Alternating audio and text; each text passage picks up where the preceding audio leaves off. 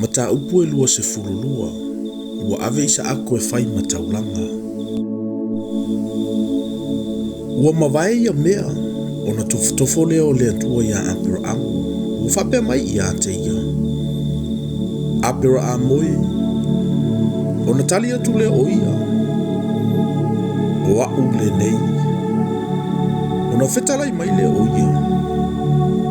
Ia e avelo wantali, o lo wantali e to atasi, o le ua pele ia te oe, o isa ako lava, ma e alu le nu ua moria, ma avatu ia te ia e whai mataulanga mui lea mea i le tasi maunga, o te tauina tuai ia te oe.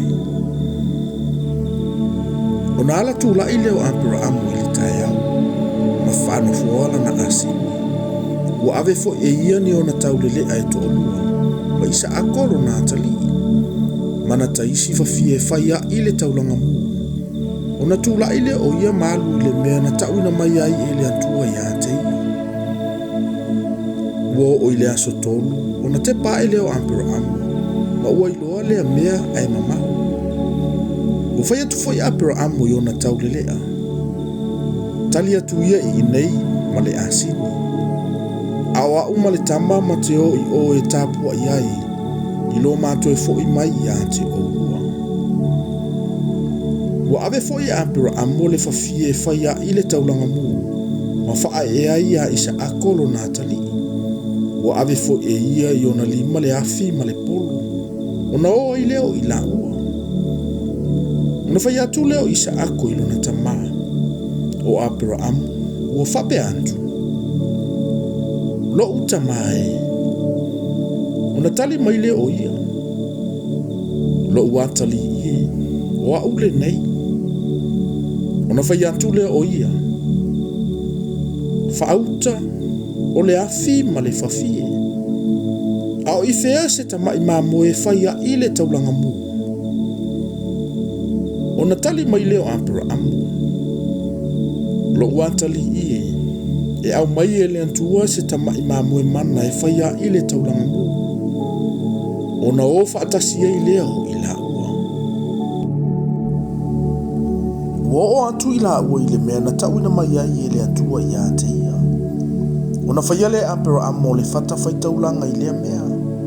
Ma faafu le fafie. Wana fusifusi fo ilo na tali o isa ako. Ma fae e ia te ia i le fata i unga o le fafie.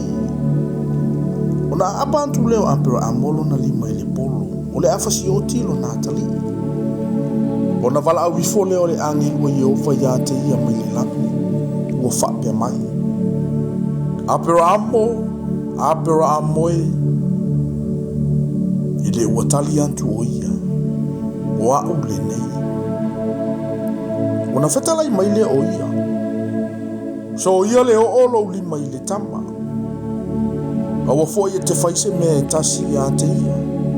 Awa ua wilo nei wa e matau i le atua. Ina wa e le tau fia lo wantali e. O lo wantali e to tasi. Awa e tu mai ia te au.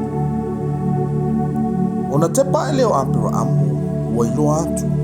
Fauta, o le mamo e poa i ona tua, wa lave lavea ona nifo i le lao filifili. Ona alu leo Abraamu, ma au mai le mamo e poa, wa osi a ile taulanga mu e sui a ilo na tali. Ona fai ngoa i le Abraamu o lea meo Jehova i rai. E pe ona fai mai ai nei ona po. E ilo Jehova i le maunga. Ua toe vala au ifo le angelu wa Jehova ia Abraamu mai le langi. Ua whape mai. O loo whape a Jehova. Ua ou tautoa au ia te au. Ua e whaia lava le nei mea. Ua e le tau fia lo wantali. O lo wantali e to tasi. O le mea lea o te matua whaamanuia ia te oi. Ma o matua whaato te leina lava lau whanau e peo fetu o le lang. E peo le one fo'i le matawhanga. E maua fo'i e lau whanau whaitoto o e ita ia i lato. O lau whanau fo'i e manu ia i atunu umalava o le lalolangi.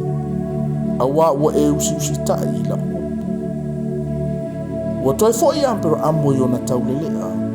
Na lātou tūlai lea, ma lātou o whaatasi I peresepa. Ua mau ai fo I apera amo I peresepa.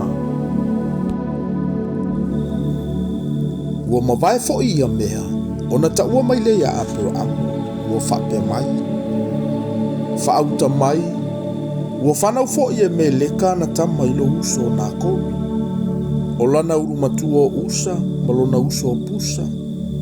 Ma kimu eli le tamao arama, ma kiseta, ma haso, ma pilitaso, ma itelafo, ma petueli. Ua whanau fo I petueli o Rebeka. O ilato nei e to avalu na whanau mai me leka ia na koui le uso apero amo. O lana pala ke fo I, o re umalo na ingoa. Ua whanau mai fo I o tepa, ma ka amo, ma ta aso, ma maaka.